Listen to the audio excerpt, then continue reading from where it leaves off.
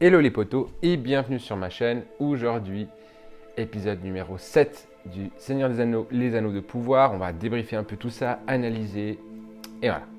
Alors, sur cet épisode, contrairement au précédent, on retrouve trois histoires bien distinctes. Bon, on sait que l'histoire de Arondir et Bronwyn a été rejointe par l'histoire de Galadriel, Tarmiriel, etc. Donc là maintenant, on va dire que c'est la même histoire. Ensuite, on a l'histoire de Nori qui revient. Et on a l'histoire de Elrond en compagnie de Durin 4. On va commencer d'abord par la partie qu'on avait laissée en fin de l'épisode numéro 6. Si vous vous en souvenez, la montagne de l'Orodruin a craché ses flammes. Donc du coup, c'est devenu la montagne du destin. Le Mordor tel qu'on le connaît dans le Seigneur des Anneaux et dans le Hobbit a pris place, en fait. Vraiment, l'aspect qu'il a, il a vraiment pris place. Et on voyait donc le village dans lequel était Galadriel et tout ça, complètement enseveli par les météores, enfin les météores, on ne dit pas les météores, les scories du volcan qui ont été crachés. Donc voilà. Alors là, on a une Galadriel qui se relève bien évidemment dans un environnement complètement détruit. On ne voit plus la lumière du jour, tout est un peu jaunâtre, dû à la lave, à la poussière, aux cendres et tout ça. Et puis, très rapidement, on va voir qu'il y a deux groupes qui vont se former. Alors, on va avoir d'un côté Galadriel qui va retrouver Théo. Je vous le rappelle, c'est le fils de Bronwyn. Ils vont partir par un côté. Et tous les autres, ils vont partir dans un autre, à l'exception dans les personnages bien évidemment connus, Isildur, qui va être enseveli dans une espèce de charpente en flammes. Parce qu'il essayait de faire sortir les gens qui étaient à l'abri là-bas. Et puis, en fait, il s'est fait ensevelir. Alors, bon, c'est un peu con, je trouve, parce que là, du coup, vous verrez que tout le long de l'épisode, on ne le verra pas, on se posera la question s'il est vivant, il est mort, mais enfin bon, c'est très con, puisqu'on sait que dans le Seigneur des Anneaux, il y est. Dans le prologue du Seigneur des Anneaux, on voit qu'il existe, c'est lui qui a porté d'ailleurs l'anneau à un moment donné, donc voilà. Je trouve que ça, c'est un petit peu le suspense qui n'avait pas lieu d'être, ça aurait dû mettre quelqu'un d'autre, j'en sais rien, moi, Tarmiriel, même Tarmiriel, mais je sais pas, moi, Arondir, ça aurait été peut-être plus intéressant, que c'est un personnage qui a été créé, on peut faire beaucoup plus de choses avec lui. Là, Isildur, enfin, voilà, il n'y a aucun suspense, il n'y a aucun vraiment twist à ce moment-là qui s'opère en disant ah merde, il n'y a plus Isildur. Non. Alors déjà que le personnage en soi, pour l'instant, n'est pas très intéressant. En plus, Isildur, on sait qu'il vit, donc bon. Voilà, donc bref, on a Galadriel qui part d'un côté, les autres qui partent de l'autre côté, et qui vont en direction d'un campement qui est en dehors des terres du sud.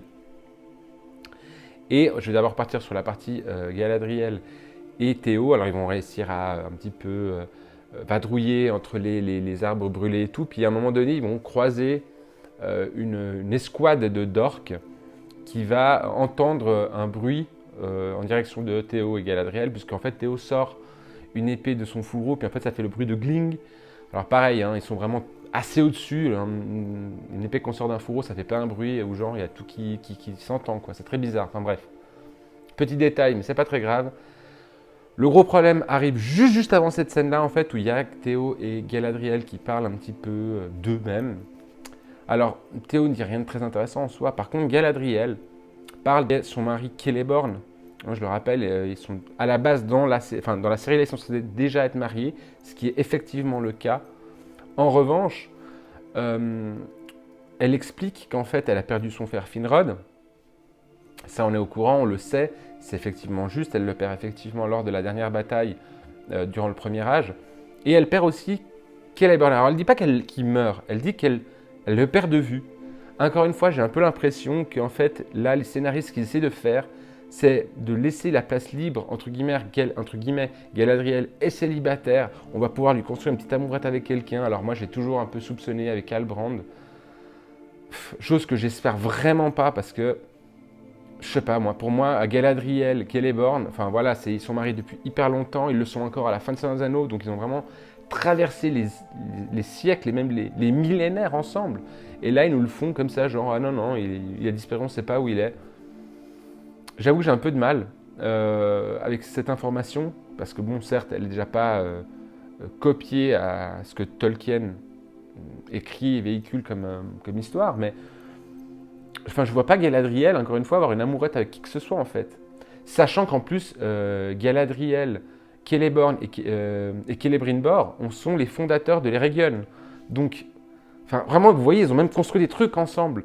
Et là, elle nous explique qu'il est mort enfin, qu'il aurait disparu durant la dernière Grande Guerre. Il y a des trucs qui jouent pas trop. Enfin bon, voilà. Bref, je ferme la parenthèse. Donc du coup, on a Théo et Galadriel qui ont cette discussion qui est assez intéressante puisque ça nous fait découvrir un petit peu un univers plus étendu, mais qui est complètement faux. Et puis finalement, ils vont rejoindre par leur côté le campement en dehors des terres du Sud. Les autres, alors on a dans les personnages importants Elendil, le père de Isildur, on a Tarmiriel, la reine régente de Númenor. On a, voilà, on voit que ceux-là pour l'instant. Et eux, ils sont voilà, en train de fuir le village. Et puis, on va se rendre compte très rapidement que Tarmiriel, lors justement de l'éruption de l'Orodruin, donc de la montagne du destin, elle a perdu la vue. Alors, on ne sait pas si c'est temporaire, si c'est définitif, on ne sait pas trop. Mais en tous les cas, elle a perdu la vue. Et du coup, elle se fait escorter par Elendil et les soldats survivants jusqu'au campement. Alors, encore une fois, un truc super chelou. Alors, Tarmiriel, elle a perdu la vue. On voit quand Galadriel se relève de l'éruption, parce qu'elle est vraiment, elle reste dehors. Elle n'a pas rien, elle n'a même pas une égratignure. Tarmiriel, elle perd la vue alors qu'elle est à l'abri supposément.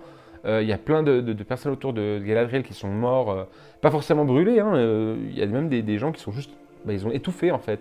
Et là, encore une fois, on donne à Galadriel une espèce de pouvoir, au-delà du pouvoir. En fait, comme elle aurait pu survivre à ça, on ne sait pas trop. Alors, artistiquement, c'est très joli de voir justement le nuage de cendres envahir Galadriel avec cette espèce d'arrière-fond très rouge, très lave. C'est très très joli. Son réveil, d'ailleurs, après l'éruption, est très beau avec toutes les cendres qui lui tapissent le visage, les cils et tout. C'est très joli. Artistiquement, il n'y a rien à dire, mais par contre, en termes de réalisme, voilà, enfin, je veux dire, ça reste quand même un elfe, et puis on crève si on inhale des cendres de volcan. Enfin, ça paraît logique. Bref. Donc, du coup, ils continuent en direction du campement, ils arrivent au campement, et le seul, on va dire, personnage, ou on va dire plutôt animal, qui est important, c'est le cheval de Isildur, qui finalement, il le libère parce qu'il n'écoute que son maître.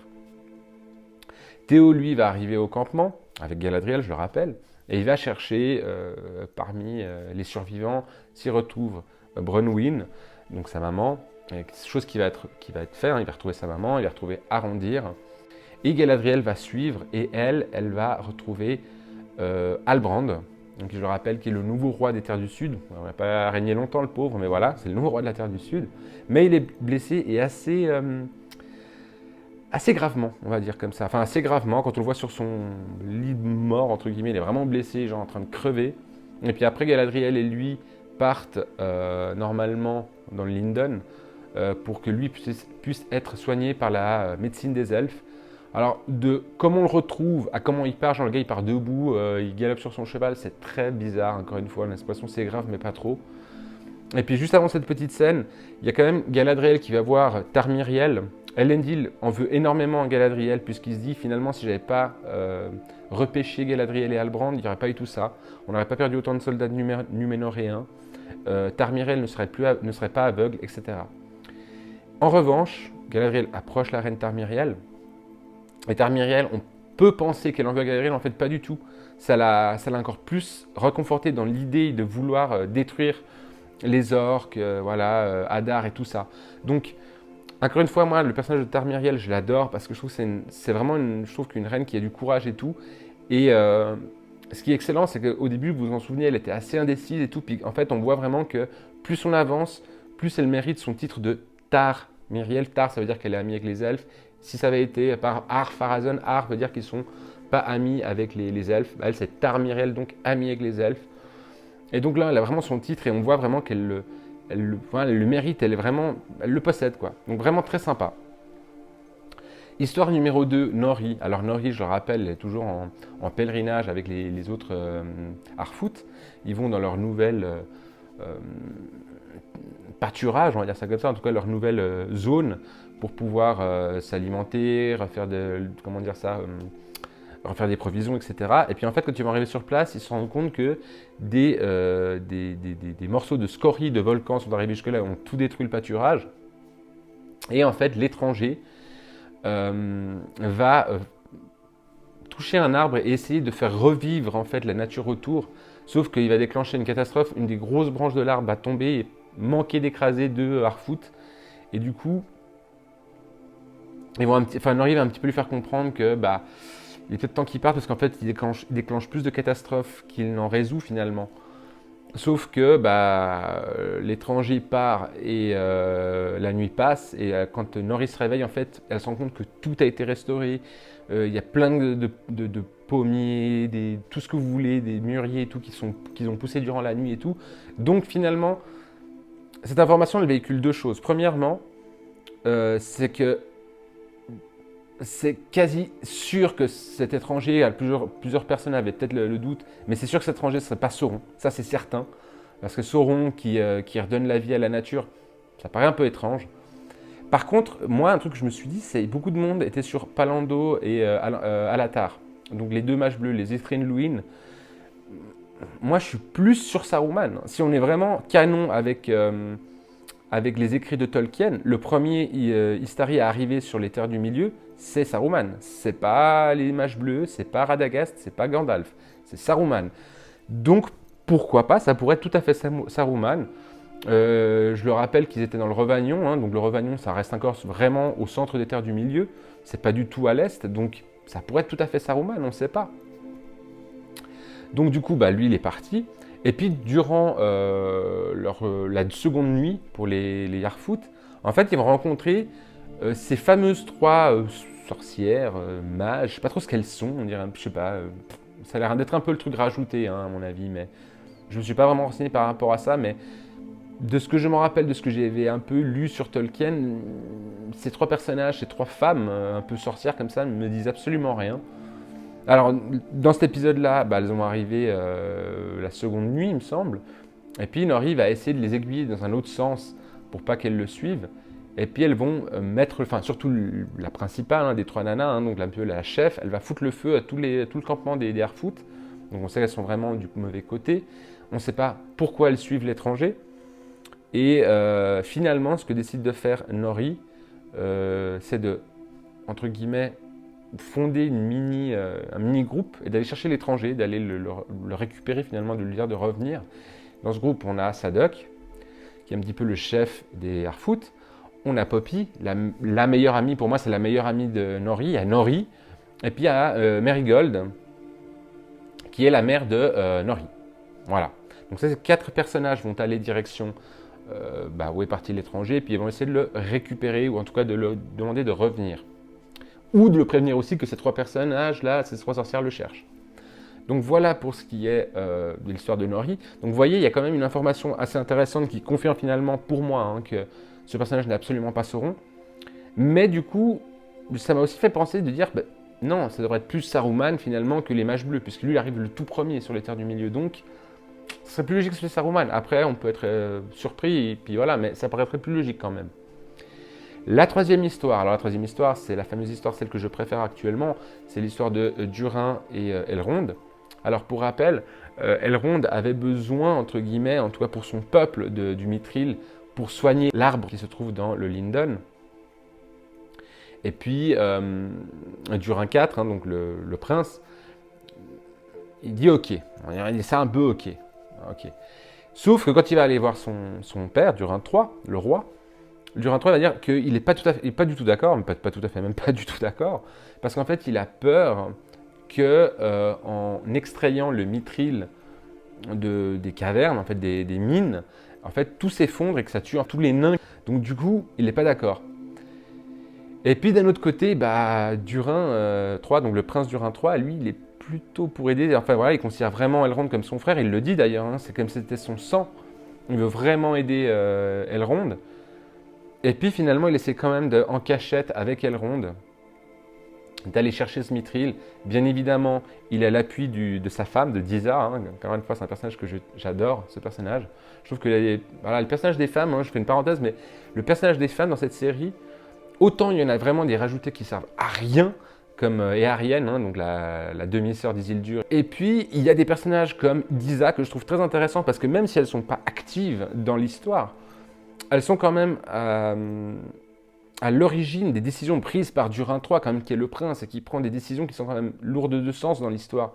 Donc je trouve que quand même qu'il y ait Disa qui soit un petit peu le Jiminy Cricket, je trouve ça génial. Et en plus, je trouve que l'actrice joue très bien, le personnage est très attachant. Donc voilà, Disa, chaque fois que je la vois, moi, c'est un personnage qui me fait sourire, qui est chaleureux, qui fait du bien à la série, je trouve. Donc voilà. Donc finalement, le Durin 4, avec l'appui de Disa, sa femme, décide d'aider Elrond. Et au moment où ils sont en train d'essayer de rentrer dans la mine où il y a, on voit d'ailleurs tout le mithril à l'intérieur, ils sont stoppés par Durin 3. Il fait expulser Elrond du royaume de Khazad-dûm. Et s'ensuit alors une énorme dispute, plus qu'une discussion, une dispute entre père et fils, donc Durin 3 et Durin 4, où voilà, justement Durin 4, il veut vraiment aider son ami Elrond et il se dit vraiment que c'est très important que les elfes, que les nains aident les elfes. Alors en fait, finalement, Durin 3 ne veut pas, bien évidemment, parce qu'il a peur.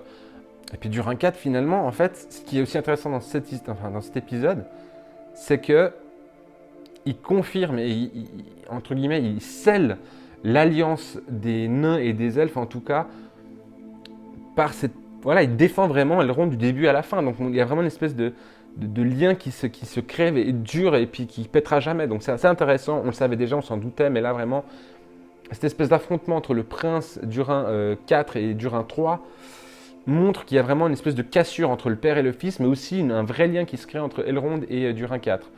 Et Disa, bien évidemment. Et donc, Durin 3, le père, décide de, entre guillemets... Alors, c'est pas clairement dit, mais on a un peu l'impression quand même, en lui arrachant son collier, le symbole de sa royauté, lui enlève son collier, il le déshérite, il le renie un peu, quoi. Parce que voilà, il va à l'encontre de sa position de roi, on va dire, en tout cas de ses décisions.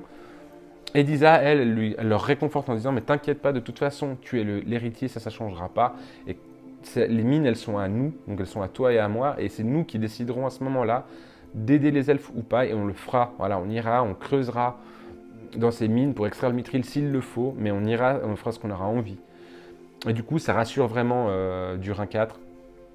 Donc encore une fois, je reviens dessus, je suis désolé, je suis un peu chiant avec ça, mais enfin voilà, la relation Disa-Durin 4, j'adore, je trouve ça super attendrissant, j'adore, vraiment j'aime beaucoup cette relation. Ah oui, petite scène que j'avais un peu zappée, à un moment donné on voit que quand Durin 4 malheureusement est obligé de laisser partir Elrond et puis qu'il se fait expulser, Elrond lance sur la table un morceau de mithril, puis en fait ce mithril va vraiment glisser à côté de la feuille qu'il avait apportée du Lindon. Et puis en fait, vous vous souvenez, la feuille était un petit peu envahie par les mâles, quoi. On ne sait pas trop, espèce de sang noir là. Puis justement, le mithril à côté de la feuille, si vous voulez, l'espèce de matière noire est résorbée en fait grâce au mithril. Alors je fais passer une petite parenthèse, je voulais vraiment en parler, c'est que normalement le mithril, elle n'a pas du tout cette fonction. C'est pas un métal magique qui repousse le mal. C'est juste un métal hyper solide. Hyper léger en fait et qui est très difficile à forger, mais voilà, c'est juste ça en fait le mithril. Et là il en donne une propriété un peu presque magique qui repousse le mal. C'est pas vraiment ça le mithril, hein, mais bon, voilà, ils ont donné un côté plus féerique et tout. Et puis dernière petite scène sympa, mais ça reste que du fan service et ça propose pas un vrai cliffhanger. En fait, on a Durin 4, Durin 3 pardon, le roi, qui lance la feuille dans le trou qui donne sur la mine, la grosse partie où il y a tout le mithril, et cette feuille tombe. Elle va se poser tout au fond de la mine.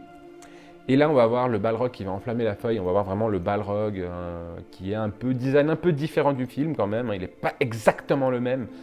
Il y a quelques trucs qui changent, mais dans l'ensemble, ça reste quand même très proche du film. Et voilà, et ça finit comme ça. Alors... c'est du fanservice, cette dernière scène. Elle est très très jolie. Franchement, il faut les choses, c'est vraiment voir encore une fois qu'il y a du pognon dedans, que c'est vachement bien fait. Mais par contre, on sait déjà qu'on verra le Balrog, on le reverra plus du tout, puisque lui, il arrive à l'époque de Durin 6. Vraiment, à l'époque de Durin 6, c'est là où il détruit tout Khazad-dûm. Il tue Durin 6, il tue Nain 1, qui est le fils de Durin 6. Voilà, Khazad-dûm vraiment est détruit à partir de la moitié du 3e âge, donc on ne verra pas du tout ça, parce que là on se concentre uniquement sur le 2e âge. Donc c'est pour ça que je dis vraiment, c'est bien, on voit le Balrog, oui il est bien fait, oui si, oui ça, mais déjà c'est ni un cliffhanger, et deux, c'est vraiment du fanservice, on ne le verra pas plus tard, on sait qu'il est dessous, mais ça on le savait déjà dans le Seigneur des Anneaux. Donc est-ce que c'était une scène intéressante? Est-ce qu'il fallait mettre autant d'argent dans ça? Oui pour le fanservice, mais non pour l'histoire, clairement. Donc voilà, j'ai fait un petit peu le tour de ce que je voulais dire. Je voulais juste faire le petit bilan de l'épisode avant. C'est voilà, épisode typique des bons épisodes d'avant. L'épisode 6 était très très intéressant, je trouve. Et celui-là était quand même bien en dessous, très lent. Il y a eu 2-3, comme je vous ai dit, 2-3 trucs intéressants. Mais ça casse pas 3 pattes à un canard. Ça reste quand même un épisode très lent, ça avance pas beaucoup. Un peu inutile, quoi. Donc voilà. Alors, si vous avez aimé la vidéo, vous savez déjà quoi faire, hein. Vous cliquez sur le petit pouce, ça fait toujours du bien.